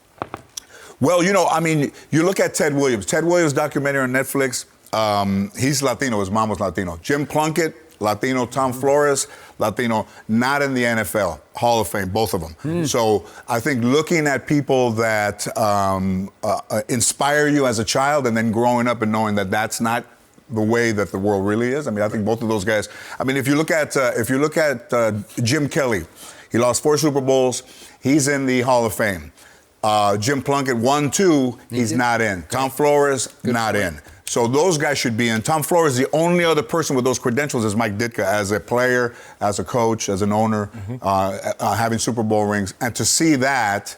And Flores won 2. And Flores won 2, yeah. So I think that's a good question. I think all of that to be connected to sports and to still be humorous is great. Carmelo Anthony not coming to the Lakers, huge relief. It's almost like having an alcoholic uncle. You don't want him around. Keep an eye on him. I thought you were going to say, oh, man, we no, Carmelo. No, man, this is where I got up. You see the Monday night thing, you're like, that's horrible. And then you see him signing possibly with the Trailblazers, you're like, whoo, that's good news. So good news. Privately, LeBron was thinking, glad somebody signed him so I don't have the pressure to bring him here, right? I absolutely agree. I don't think anybody's more surprised at the way that LeBron is playing than LeBron. I mean, he's been in the league a long time. I think 17 years, came out of high school. You start to wear down. Kobe Bryant, incredible athlete. Early on, ball hog, missing, shooting, started to get it back with Shaq. Toward the end, your body will let you down. And, going for a rebound and turning around and breaking your kneecap, it's time. Listen, all during the day, every commercial is for a walk-in tub to help you get older. A cane that doesn't fall on the ground. You have or the chair that helps you go up the stairs. You got a little chair. You got a microphone, so when you lay down in the driveway and nobody's around, I can't get up. Help! I can't get up. So we don't need any more age on that team. And LeBron being a good coach. Let's see when Frank Vogel starts coaching how they play. But right now, I think it's all Bron. It's all LeBron. And Vogel's, he's blending in. He's almost the white shadow. No mercy. Can we talk Lakers? You know what? The Lakers are as good as LeBron's wig. Is it time Skip apologizing? I think if LeBron does bring a championship home, then I would say Skip Bayless. Get your fake little wig, get your little 23 jersey, dog. What George Lopez said? I hate it when people say, I hate LeBron James. Get ready to get a 23 jersey and some LeBron James 17. If, in fact, your man LeBron carry these Lakers to a title, I will come out here not only in a 23 Laker jersey, but I'll get me a, what did he call it, a fake little wig. You said you dress up. And I love George, and we will get George to come out here and sit right here. Only took you one day. George Lopez is still with us. Yeah, man. Wow. And that banter was your reach is deep, Skip. Yeah, man. Amazing. Almost as good as that leopard hat you had on. I need to get one of those. I almost didn't recognize you. You know how many Cheetos you have to eat before they send you that hat, that Chester Cheeto hat? Oh, I love it. I personally love the wig line. That's just me. Yeah. So good. That ain't no wig. Stop saying What is that? That's, you got a hair restoration. It's hair restoration. Yeah, Oh. that bothers Why me. does it sometimes like fall off? Man, ain't nobody fall off. That was his headband, Skip. Stop that. You know, it did look like that time that Anthony Davis was like, hey, it does look like somebody kicked the rug, though, like a throw rug. You know how you plant seeds? Yeah. And, you water and you have to lay it, have to put the mat down. You know, Yeah. so, you get the follicles and you get them back. Part of it, they got to take some time to set. Well, our 2 losses, I'm going to blame on the adhesive going into his eyes late in the last 3 minutes, last 2 minutes. You know, a little adhesive in his eyes. This team does not look like a traditional Lakers team. Nope. First of all, we've made some pretty bad choices in coaches after Phil Jackson. Jerry West going over and being the GM for the Clippers, that's unacceptable to a true Laker fan. He should have been our GM forever. Made him even part owner. Magic also, disconnected from the team. But to catch LeBron in LA, great player, one of the best ever. But AD, Kuzma, it's a different look. I mean, we're not trying to buy a championship, but we would have given our whole team away for Anthony Davis, one guy. So are you pleasantly surprised by what you're seeing so far? I think that everybody in Los Angeles has to be surprised with the way the Lakers are playing. No one expected it. Last year, those have been tough years. I go sit courtside, and it was getting so bad, I was thinking about moving back 20 rows. You didn't want nobody to see you. I got it all over me. I just can't be here. So, but it is exciting to see Los Angeles Lakers. I'm not sure the Clippers will ever be accepted as a LA team. As a matter of fact, I think they should probably make their way back somewhere else. Maybe go to San Diego, go back to Buffalo. Go back to Buffalo, go back to San Diego. 16 championships versus 0 for the Clippers, definitely. I would never go to a Clipper game. Even if I was on the run and people were looking for me, I wouldn't go to a Clipper game just to hide out. How offended were you that Kawhi Leonard, when everybody thought he was going to go Lakers, went Clippers? You know, I've never been involved in any love triangles, but this was something that even the best Laker fan, I think, even Magic, you go to Kawhi, you speak to Kawhi, he looks like he's coming. He goes dormant. You haven't talked to him. He ghosts you. You're texting a girl. She disappears. We're ghosting. He's ghosting us. Yep. And then he's just waiting for Paul George to clear and then go over to the Clippers. Right. Is the ultimate betrayal. Paul George Sr. came up to me at a Laker game one time and he said, we went to the same high school. So we went to the same San Fernando High in the San Fernando Valley. Paul George's father went there. He's a year older than me. And I said, is your son coming to the Clippers? And he said, no. To the Lakers. I said, to the Lakers. Oh, yeah. And he said no. So that throws a lot of light into the Clippers. I'm not sure how far they get into the playoffs, but they're a better team than anybody expected to see. So how big a threat are they to your Lakers? Zero. No threat at all. This team hasn't played enough yet. We don't expect anything from them. They beat us on opening night, but I don't expect the Clippers to run the town. We run this town. We run this town. Payback. Yeah, we run this town.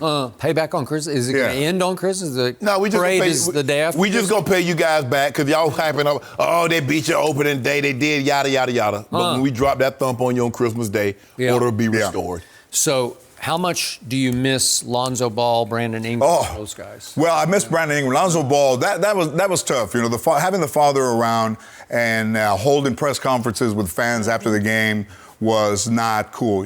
This is a team where you don't expect one of the parents to get involved in his son's game. But I'm not sad that he's gone. I think D'Angelo Russell, after the texting video thing, I think he was gone. I think he was going to be gone from that team. But I like the way we look now. I don't think in the 2 years that Alonzo was with us, I never saw him play once. So always injured. So he's injured now. Yeah, he's hurt now. Injured now. Yeah. He's a Johnny Manziel of the NBA. You won't see a lot of them. Okay. So, speaking of injuries, your new man, Anthony Davis, is always nicked and knacked somehow. He's always got a shoulder or ribs, and he missed the last game. Right. Any concerns going forward that he won't be available enough? I don't expect it. I think as a Pelican, I think he worked a lot harder than he will have to on this team. So I don't expect that he'll break down out of 25. I'm more concerned about LeBron. Maybe less minutes for LeBron. Maybe less minutes for 26. Anthony getting off. Yeah, 26. We got 26 the other still night. Put up 26. What did he do to skip 23 and 12 and 6 in 26 minutes? Had a triple-double. He'd have played 30. So he said the other night, if LeBron is healthy, he went third person on himself. If LeBron is healthy, LeBron will play every game. So I don't think that's the wisest approach to the Now, your history with LeBron, where did you become aware of him? In high school? Sure. Watched him. We got to watch him on national TV in high school. St. Vincent, St. Mary's, Akron, Ohio. Right. And you could see in one look, this was spectacular because he had the gift of passing the basketball. Right. As well as the gift of being 6'9" and going on. And could score the basketball. Yep. I could score. As the league. Well, up close he could. Yeah. But from distance, not so much. Stop it, Skip. Well, I'm just telling you. Scoring is putting the ball in the basket. Yep, Is putting the I ball in the agree. basket. Yep. You make it seem like Wilt Chamberlain and Kareem threw the sky hook from 3-point line. He didn't. But he's the all-time leading Told scorer. you from the start, greatest driver of the basketball we have Greatest player. Ever seen. Greatest player. He's also the worst late-game free throw shooter in the history of basketball. Wow, that's For Every superstars. great He man is. has flaws, right, George? Every great man has flaws. Thank you. But we've abandoned defense for winning basketball games. We're not playing a lot of defense there. Really? I'm seeing him play. We gonna play a little. We playing defense this year. Whoa. We're gonna tamper it down. I mean, we ain't gonna finna be rotating like we are 25, but we better than what we were. Yeah. And we got Danny Green, a little sleeper. We have a Yeah, couple of Avery sleepers. Bradley. We got some sleepers on the bench.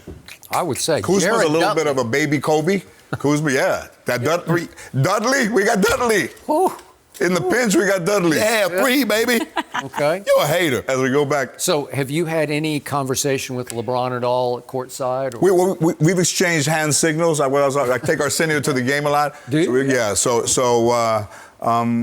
This is LA, so you see a lot of celebrities at the game, but we would consider LeBron a player celebrity. Yeah, he is. Yeah, so it's a good thing. When Jack Nicholson starts to come back, you know that the flowers are in bloom and everything is great in Los Angeles. Jack even started staying away. He did. No, he did for a long time. Yeah, but now he back. Wow. With the sunglasses, so it's over. So, George Lopez, sum this up. Gut feeling, Lakers win a championship. Are you ready to go there?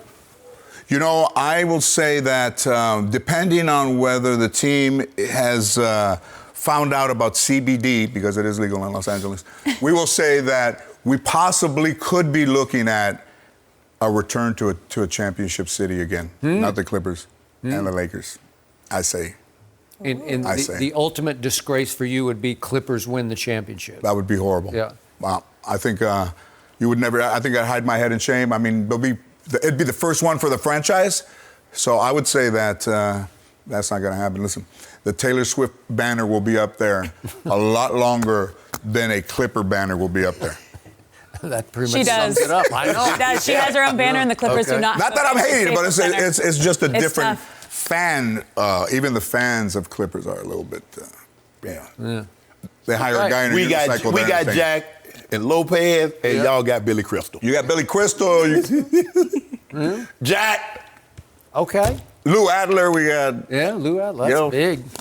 But the other guys got Kawhi and Paul George. We got LeBron and AD. Rivers. Yeah, they got Doc Rivers. You got Frank Vogel. I don't know. Yeah, but when you go back, we had Kareem, Shaq, Okay. Kobe, West. Well, Bit of obviously. history, yes. And you had? Michael Olowokandi.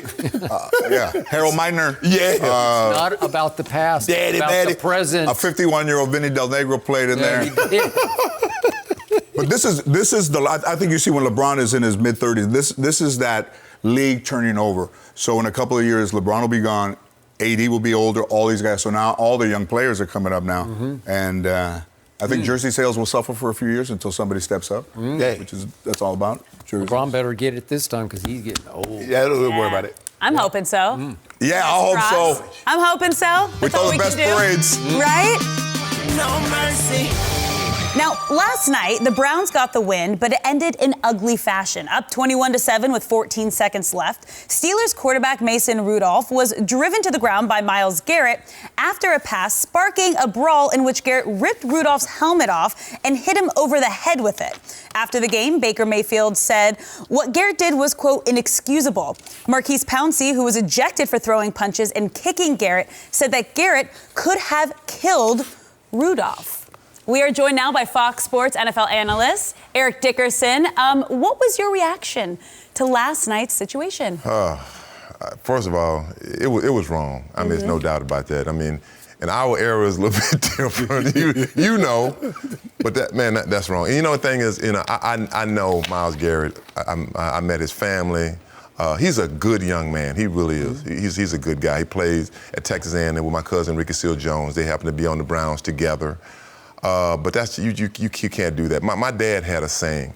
He said, son, it takes a second to get in trouble and a lifetime to get out. And this will follow him forever. I mean, I think about a couple of players. Albert Haynesworth, who played for the Tennessee Titans. You know, he had an incident like this. I think he stomped the guy, jerked his helmet off, and stomped him in the face. I think he had to get like 10 or 15 stitches. And so he got a 5-game suspension. Marty McSorley, you remember with the hockey stick? Hit the guy in the face with the hockey stick. Criminal charges were brought on that. You know, you can't do that. But you know, Shannon, you know this, and I've talked to people about it. People called me last night about it.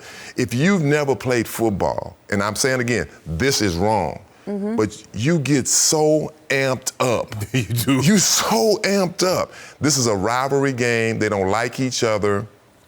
And when something goes down, you're not thinking. You could tell he wasn't thinking in his right mind. I got to give David DeCastro credit. I mean, look at him. Because only person that Myles Garrett would have listened to at that time was one of his teammates. Probably would have tackled him. Right. And that is what David DeCastro, he tackled him and just laid on him. Right. Because, you know, hey, man, settle down. You know, and all of a sudden you come back like, yeah. What I do? I messed up. So I just feel like you can't do that. And it's really no excuse. I mean, you look at it, you know, it's on film, so you can't say I didn't do it. He's going to get a historic punishment, and the thing is, because normally when sports, they're relegated to sports shows, you know, whatever it is. This is on CNN. Yeah. This is going to be on something, this is going to be talked about that's not sports related, and it gives the NFL a bad look. And the NFL is all about, Skip, you know that word I think came about in 16, 17, optics. It's all about optics. And the optics of this, I mean, look at it. In slow motion, look at there. Oh. The guy's turning, he got his helmet in his hand, and he clubbed him across the head with it. Oh. So, for me, I don't see a scenario in which Myles Garrett plays another down in 2019. And would I be surprised if the punishment rolled over some into 2020? No, I would not. Because the punishment is meant not only to punish the offender, it is also meant to deter others that might subsequently think of doing something like this. That's what punishment is meant to do. And so, Myles Garrett, you put yourself in a situation that Derek Brooks or whomever, James Thrash, that's determining your fate, you left them no choice. The NFL will send the harshest, the most severe punishment to make sure nothing like this ever happens again. So he's going to be the example. Like I said, you mentioned, and I mentioned it earlier, we got the Albert Haynesworth stomp. But Skip, he didn't take the helmet and swing it. And Andre Garrod didn't have his helmet on. Right. Yeah. And that guy didn't have his helmet on because he snatched it off and hit him in his head with it. And you remember when Bubba Baker poked Ron Heller in his eye. He sued him and won. Yep. Skip, I think I was looking at it here. His attorney said tonight could have had a catastrophic ending. This matter will be reviewed thoroughly. So that tells me this is not about just the NFL and what they're going to do. They're looking at some legal what can they possibly do? Oh, he got a lot of fish to fry. He's going to have a lot of time to think about it too. You're in the Hall of Fame. I've covered your game longer than you guys played it. And I have never been more shocked and shaken by something I saw on a football field until that happened. And I'm still having a hard time processing it. The more I watch it, Myles Garrett was so fortunate that he caught Mason Rudolph with the bottom side of the helmet, which does have a little bit of padding, just a little bit. Right. It's not a lot, but it's a little to protect you from getting the helmet pushed into your neck area, right? And yet, he strikes such a blow. He still caught him pretty flush with the bottom of the helmet that I can't believe that Mason Rudolph wasn't hurt at all because he seemed to be okay. Right. He must have a hard head, man. Right? He's a Steeler. Because he got cold-cocked to me, man. He got smashed. And yet, if he'd caught him with the solid part, the crown of the helmet, I'm pretty sure it splits him open. We got concussion. He might be gone. He might be gone for years. If not gone. He might be going to jail. Yeah. So to me, an unprecedented act requires unprecedented punishment. Because this league is all about image and optics, and it has to send a message to everybody that something that we'd never seen before is going to be stopped with punishment we've never seen. Right. I want to see 6 games, and I want to see one more game to start next year just to remind everyone, hey, this will never, ever happen again in this league. It's what David Stern did in the NBA to Ron Artest after the malice at the Palace. Steven Jackson, Jermaine O'Neal. They all got unprecedented suspensions. And no one's ever forgotten that. And you know what? It worked. It cleaned it up, man. Yep. We've never seen that before. But the point there was you cannot cross that literal line and go up in the stands and throw punches at fans. You just can't. Right. Yep. Okay? Skip, did Kermit Washington ever play again after the Rudy T incident? I was there that night and witnessed it and got sent by the LA Times to the hospital because it was death watch on Rudy T. I think Kermit continued. I might have played inside the season, but I don't think he had a much of a career after that. Okay, so now we're back to the incident itself. And I want to get your takes on this because the other unprecedented act was, again, it's a last play screen pass, and they don't block Myles Garrett. Right. He comes unabated to the quarterback. So he doesn't crush him into a turf and get a flag, but he just sort of bullies him. He sort of rubs it in. He's pushing him down, and he's extended. Because Rudolph doesn't want to go to the ground, but he's going to pull him. He's pulling him down anyway. But then Mason Rudolph does something I've never seen. A quarterback tried to dislodge the helmet of the defensive end. Where did that come from? So does he deserve any blame for escalating the incident? No, I don't think they're not going to do anything to Mason Rudolph. He's not going to get any punishment. Nah. Now, Pouncey is going to get some games. Myles Garrett definitely going to get some game. Ogunjobi is going to get a game at least. Ogunjobi. Ogunjobi. Yep. He's going to get a game at least, Skip. Okay. Now back to Marquise Pouncey. This is just me, from my heart. I don't want to see him get any punishment because his reaction, as he said, I blacked out, but he went into to protection mode, he called it. If either of you had seen a teammate get treated that way with his own helmet, especially your quarterback, I know what you do and I know what you do. You're going to fight back. And in your day, maybe you could have gotten away with it. And I know he threw a punch, and I know he tried to kick. Man, if somebody would have done that to E.D., Hara, and Jackie Slater. It'd have been but we did have an incident like that. I tried to find it. It's funny how NFL, they pull all of it offline. You can't find it anymore. We had a brawl where in New York, the Jets, where John Robinson said, look, we're not going to have Gaston. Remember Gaston, he did his dance? Yeah. What year is this? 1983. Our rookie season. All right. You're not doing that stupid dance. Yep. So sure enough, he gets a sack, and Jackie pushes him. And Jackie Hall of Famer Jackie Slater pushes him. And a fight breaks out. And, I mean, both benches emptied. I mean, I'm talking about fighting. The helmets were off. They were swinging. I won't forget, God, what's the big defensive lineman? I can't think. He chased me because I had a defensive back. Back then, I was punching his defensive back. And he chased me, and I'm kicking him, running from him. So, I mean, this has happened before. It's just like, you know, maybe not it wasn't cameras everywhere when we played. They just weren't everywhere. Right. You know, you could do things. I mean, I won't forget when we played the St. Louis Cardinals at one time, and they played the Chicago Bears, and they had a player that got into a fight, and he got up on their sideline. Right. And they were over there stomping the guy. I mean, you could see him stomping because we saw the film. I mean, so if you know, you can't do this kind of stuff. I mean, and the thing is that you got to think they play again in 2 weeks. They play in Pittsburgh. Yep. Yeah. So how is that going to play out? I mean, those feelings are still there. But I agree with both of you. I mean, you can't do that. Most definitely, guys going to protect your players. But I still think if it wasn't for David DeCastro, look at it close. What he did. Oh, he laid on him and hugged him, like almost like saying, "Man, come on, like settle down." And that's what you got to settle down. Skip, Monday night we played Kansas City in 1998, and it was known as the Monday Night Meltdown, in which late DT and a couple of guys, and DT had my helmet by my face mask, and he pulled me all around the field, and he ended up getting fined, but Marty Schottenheimer suspended him. And I remember thinking, I was like, man, but I was like, you know what? I'm going to get suspended. is it really worth it where we are right now? Because at that time we were undefeated.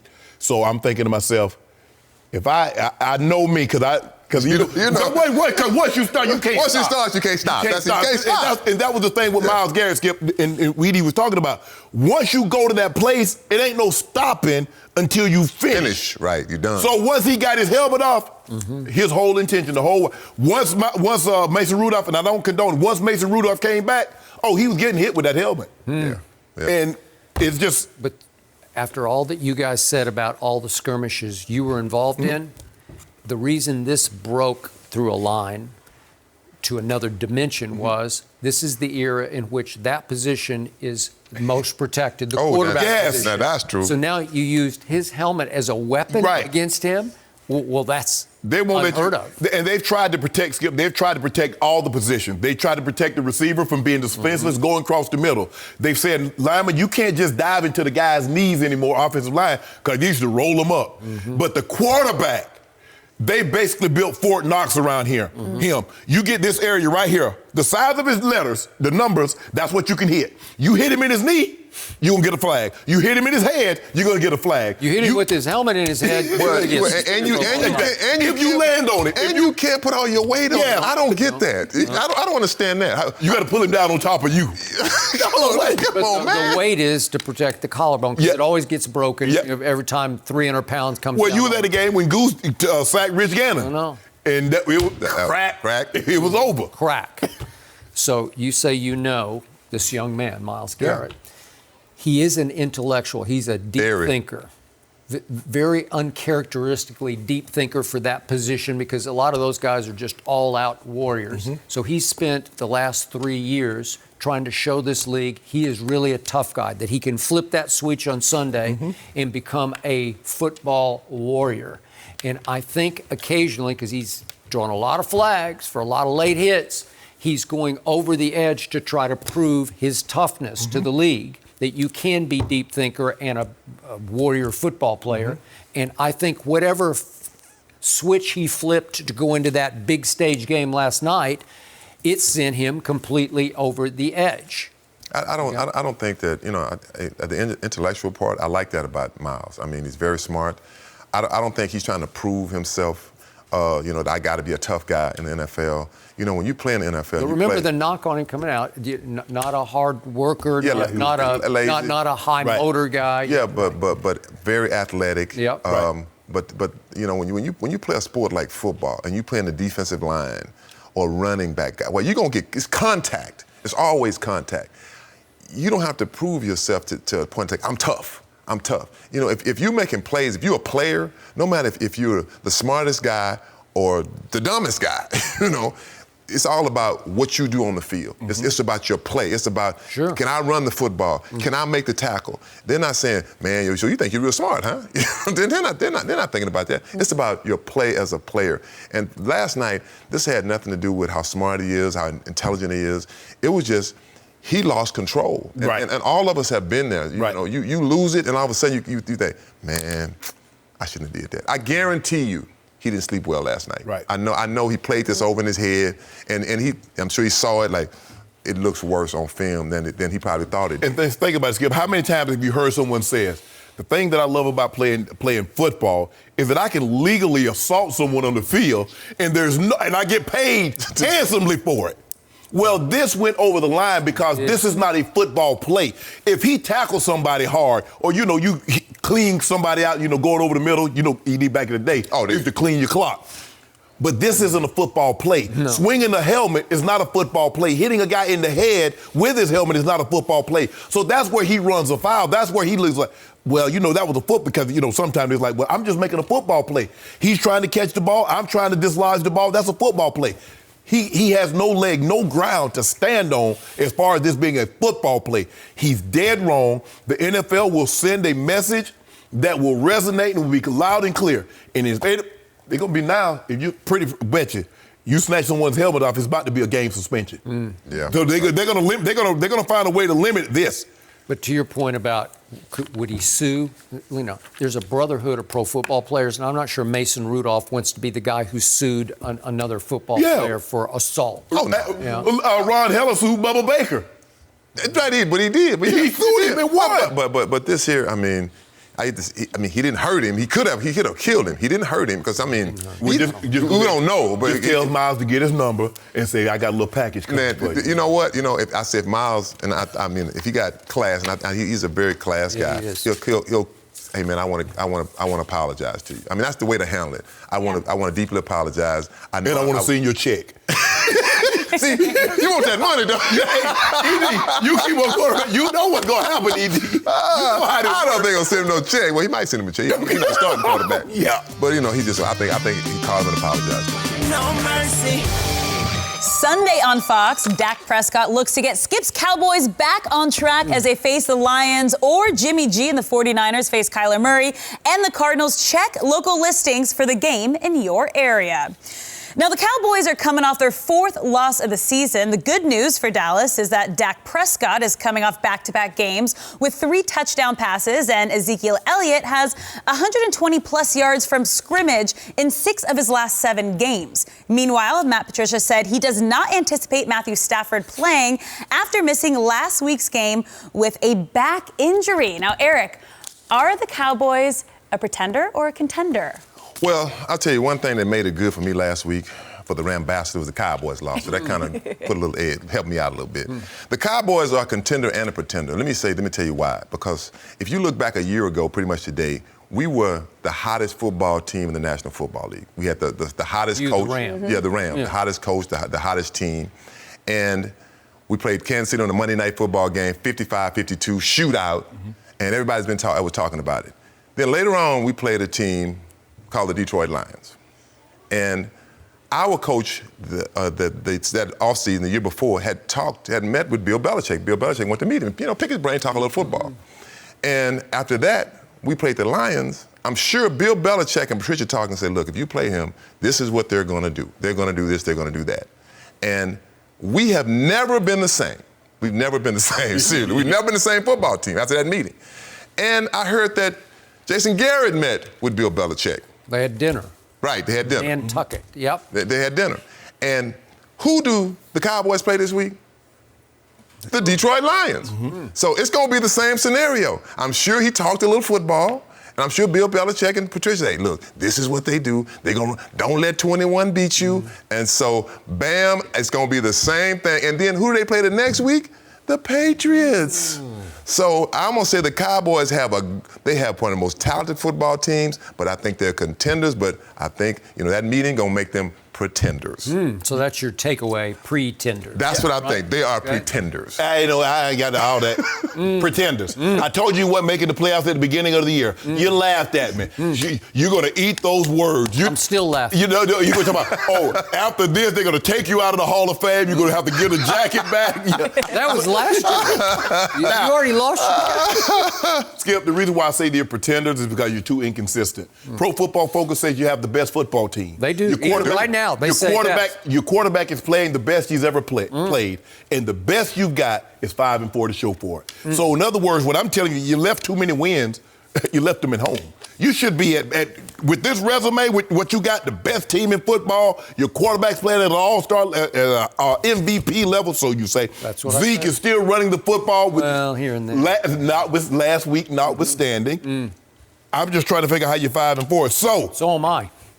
I know exactly how. Because your quarterback and your team has been inconsistent. Are you listening? Inconsistency. Not the quarterback. Skip, this is what happens, Skip. Look, when you make a lifestyle change, when people always ask me, because I posted, throwback, I gave them the three, I gave them the 3 stages. I say, this is me at 28, this is me at 42, this is me at 51. And everybody else was Shannon, how you look and say, how you do it? Consistency. The one thing the Cowboys do not do is one thing they're not is consistent. Because one week the offense is lights out. Defense right there with them. And then the next week the defense give up 31 and a half. And the week after that the offense only score you 10 points. So consistency is the reason why you're not going to be contenders. You're pretenders. People, you think you're cute. But what happens when you take those lashes off, you get that makeup, that rouge, and to get that front-facing wig off, you're ugly.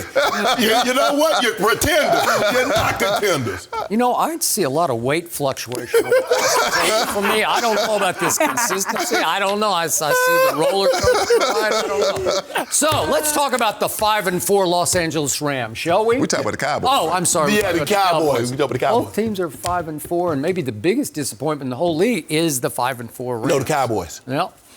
So, I cannot argue with any point either of you made because I am tired of defending my football team. Good. It's time for them just to go play because nobody on the entire roster, nobody except the quarterback has played up to his potential. The quarterbacks have an extraordinary year and they're 5-4.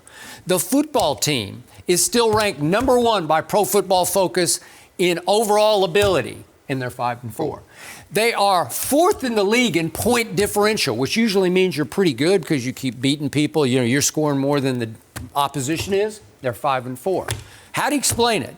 The defense is largely pathetic because not one player on the defense has lived up to his potential or expectation. Not one.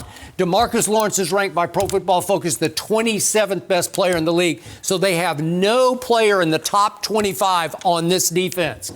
I don't trust it, and I also don't trust Matt Patricia when he just said at his little news conference in Detroit, I do not anticipate Matthew Stafford playing. I do not anticipate. Is that gamesmanship? That doesn't mean he's out.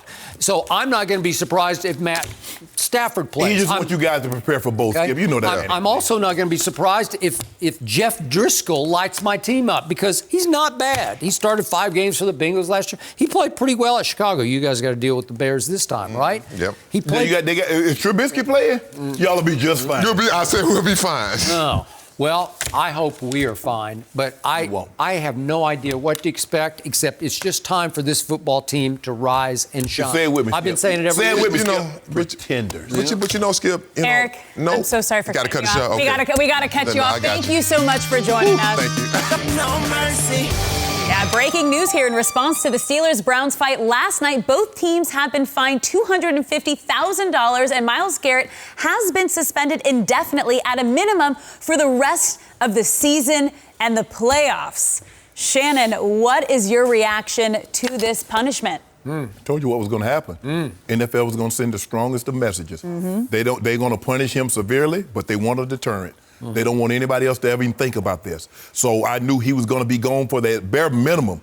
This is going to, I believe it'll bleed into next year, Skip. Well, that's what they're suggesting. 3 games from Pouncey. I said somewhere between 2 and 4. Okay. 4, I wouldn't have been disappointed. And Logan Joby got a game. I got a big issue with Marquise Pouncey going for 3 games. He did not deserve it. I wouldn't have suspended him for 1. If you want to fine him, that's fine. I don't agree with that. He's defending a teammate that got bashed on the head with his own helmet. Yep. It's unprecedented. And again, maybe the optics are bad for Marquise Pouncey, but I don't think he deserved. But if you have to give him 1 game, but 3, that's a pretty harsh penalty for him.